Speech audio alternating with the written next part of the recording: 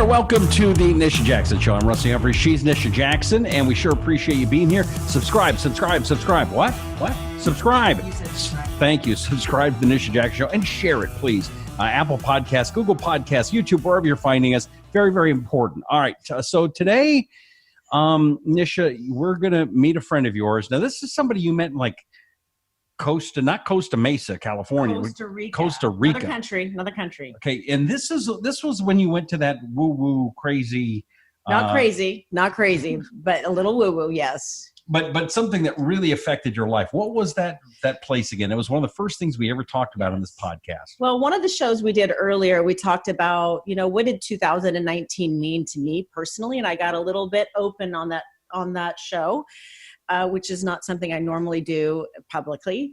But 2019 was a great year for me because I got to the point that I was so emotionally exhausted on many personal issues that I was really desperate for something different. I was desperate for something more in my life. And I wanted to change some things inside me that I couldn't make headway on. And I wanted to go, one of my goals for this last year, 2019, was to go to a spiritual retreat outside the country by myself. And which was kind of a big deal. I mean, traveling outside the country by yourself to a spiritual retreat, where I could really do detox and go to workshops and really learn more about, getting myself to a better me. I mean, learning more about you. Yeah, right? Yeah. Because I'm so outward. Everything I do is really outward. It's with my friends. It's with my patients. It's with my family. It's with my kids. And I don't believe personally that I've done enough internal work over my life. So that's what this was all about. And I was fortunate enough to, on the way there, I flew out of DFW to Costa Rica, and I was fortunate enough to meet another person who was going to this retreat that was actually traveling from Guantanamo. He was working at the time in Cuba, and that's not Cuba. I know, but it's yes, it is. I know it's not Cuba, but you know what I mean. It's, Anyway, we're not working on the base. We're not. And he does a lot of construction stuff there. He wasn't in the prison case. Well, no. I mean, people go, "What was he doing? Was he working in the prison? He wasn't with the prisoners or anything like that." No. Anyway, we became fast friends, and he's really become an important person in my life. And I want to talk about his health journey because that's what we talk about on this show. But what was his issue before? Because he seems pretty, healthy and young and ready to go. Right. So I'm going to show in this show the before and after picture where he was just 7 months ago when I first met him and where he's at today, what just looks wise.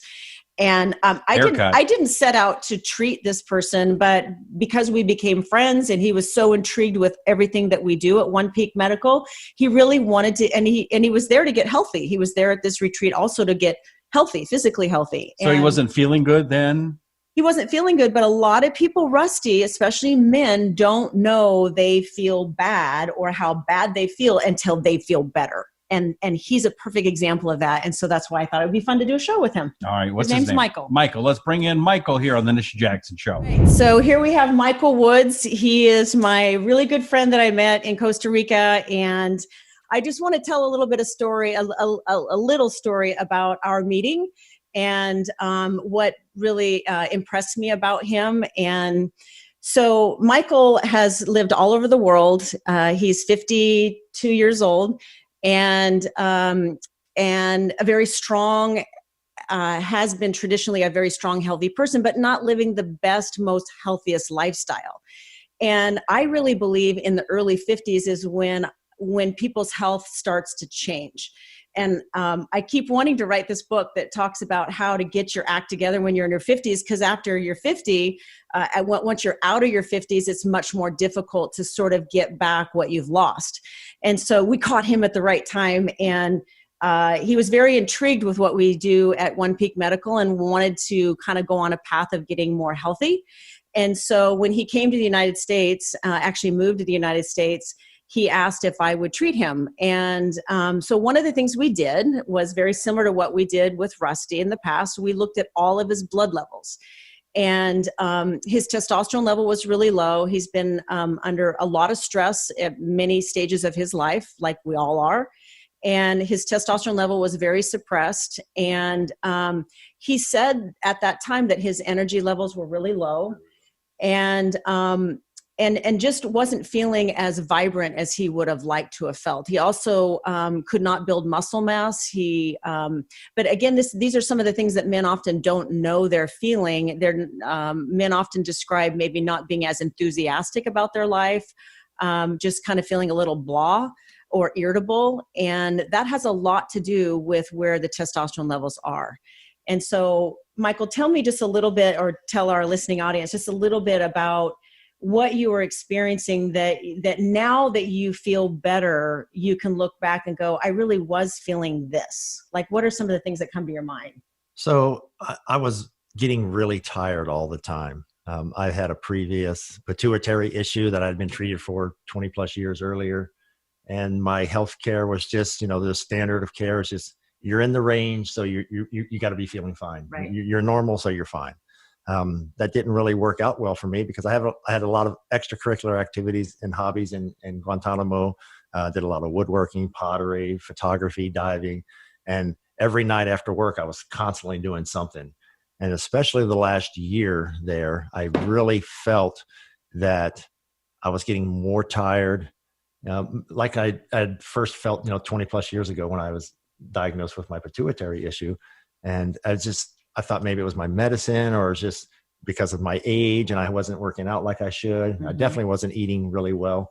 And I was just really tired, not being able to do my hobbies and having as much fun as I had previously been doing. Okay, so he's kind of understating he wasn't eating well. So when I met him, he was maybe the most significant sugaraholic I've ever met. I'm a sugaraholic too, and I work really hard at not eating sugar because I feel terrible when I eat it. But he was eating give an example of like what you could do in one sitting with sugar.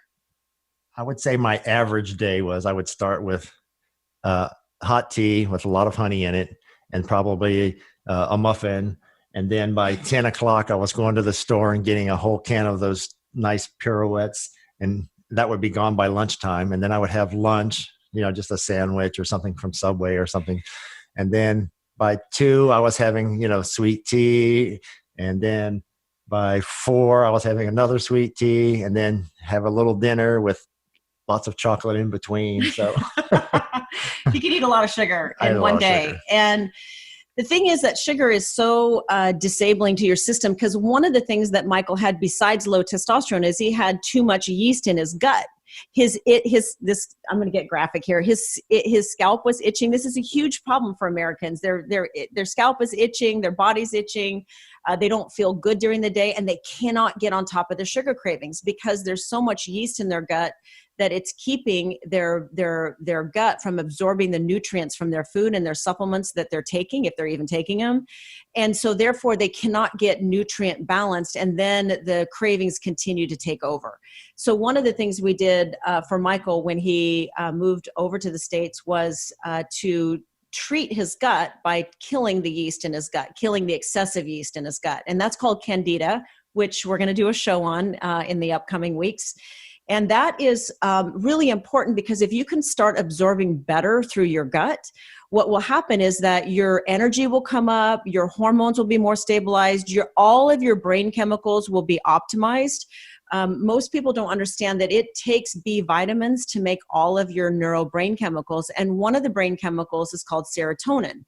And most people know serotonin as the feel-good hormone, but serotonin is also really responsible for preventing cravings. So imagine he's eating all this sugar, he's got yeast in his gut, he's already tired from low testosterone and other nutrient deficiencies, and he's just trying to get on track with his cravings, trying maybe not to eat that much sugar because he knows, everyone knows intuitively it's not good for you. But he can't get on top of it because his brain chemical, serotonin's not optimized and it's making him crave more. So this is that vicious cycle that we've talked about a lot. Every couple of hours, I would have to have more sugar just to almost wake up to keep going. Exactly. I know. I'm glad you said that because that's such a common problem for people. So now that you've had your gut optimized, you get nutrient shots, you have had the testosterone pellets, And actually you're towards the end of the 6 months of those pellets. And for men, the testosterone pellets last about 6 to 7 months. So he's coming to the end of those pellets. But you still act like you feel great. So tell me, before I ask this other question, I've got so much stuff going in my head. Tell me what you think are the things that are the most different now compared to where you were when I first met you. My sugar cravings have gone way down. I still eat sugar. I don't eat nearly the quantity that I used to eat, and I don't crave it like I used to. Mm-hmm. And I'm not going from crash cycle to peak, and then crash cycle to peak. So I can make it through the day eating healthy foods, and I've got energy. I feel alive. My skin color, it's sad that I lived in the Caribbean for 4.5 years, and I was the palest person I ever knew. And I would go diving. I would be outside a lot. Right. So my skin is a lot healthier. I feel a lot healthier. I feel better than I did at 26. Oh, wow. You haven't told me that. That's impressive. Surprising. That's impressive. So, so you talked about what your typical food would be during the day prior to me meeting you. Tell me how you eat now, because I'm, as you know, I'm all about, you don't have to be perfect. You just have to be 80% on, because the other 20% you can do whatever you want. So tell me how you eat now compared to how you ate before. So one of the big things that, you introduced me to was intermittent fasting. So now I don't normally eat breakfast. I just have a tea or something in the morning with just a little bit of honey, not nearly the quantity that I used to. And so I will go to either 11, 12, 1 o'clock. So I'm hitting 17, 18 hours since my previous meal. And, the first few days, first week is really hard to do that, because I think it's more mental than physical. You just think, oh, I gotta eat. But it's once you get past that, you feel so much better. You don't eat nearly as much. You naturally want to stay away from junk food more, because you want something healthy to get you through that long cycle of not eating. And what about because you had talked about the afternoon crashes, which is something that's so prevalent with people today, is hitting the wall in the afternoon. How is that different now than where it was before? I don't hit a wall nearly as bad. I still do start yawning pretty early in the afternoon, but I don't crash. I don't feel like I have to have something just to keep me awake. Yes. I could my entire life, I've been able to, if I sit still for 5 minutes, I fall asleep. It doesn't matter where I'm at. I even fell asleep standing up in the hospital and getting my one time. And what about, did you, this is something I haven't asked you, you do a lot of creative work besides doing commercial contracting. You do a lot of creative work. So you do woodworking, you've done a lot of ceramics, you love photography, you make jewelry. I mean, you're really firing on both sides of your brain. How do you feel that optimizing your health, your diet, your nutrients, your testosterone, quality of sleep at night, because I know you're sleeping more now than you did in the past, what do you think that has done? This is kind of a leading question, but what do you think that's done to your outlook on life? So I think I've always been fairly positive, but I'm much more upbeat and positive now. The fog in my brain, concentration is much better now. I always felt that I had a fog, kind of hard to focus, hard to maintain clarity. It's much better now, and it's easier to execute things because it's clearer in your mind. Do you think your motivation, not that it sounds like you've always been motivated your whole life, but do you think your motivation for living a healthier, higher quality of life is better now than it was before? Absolutely. I think as Americans, as humans, we all know that we should eat healthier and exercise and do better. But it's one of those things that we always put on the back burner. Well, I've got to go to the shop. Well, I've got to get this done for work. Well, I've got to clean the house. I've got to do this. I want to go out with some friends. So we always use these other excuses to keep us from doing the things that we know if we work out for a week regularly, we feel better. But yet somehow after a week or two, we stop doing it. Right. It makes no sense. It doesn't make any sense. But yeah, I'm a lot more focused now, and it's a lot easier to stay on track. That's awesome. So if you're listening to this podcast today and you can relate to any part of it, especially the parts about maybe just not feeling your most optimal self, it doesn't really matter what age you are. You could have these levels tested. You can see where you're at.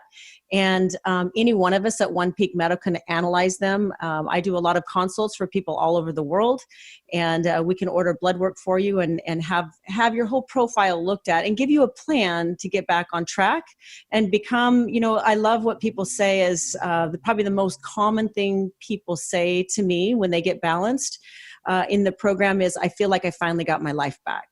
And that's something that y'all can do. And it's very easy. You can go to nishajackson.com and look on the website. You can also go to our medical website, which is called One Peak Medical, and get information about our program. We talk about this a lot. This is a book called Brilliant Burnout. Many of the chapters in here are relevant to helping restore your health as you age, which I think is really important for all of us. So, and it's good for men. It's yes. Not just for women. There's a lot of information for men that can pick up in there and learn something. Yes, there's only one chapter that doesn't apply to men, but actually it kind of applies to men because if you have a female in your life, you should know about her hormones. So there's really only one chapter. So thank you for joining us today. And thank you for this last minute, get on this show, impromptu discussion. Thank you. All right. Have a great day.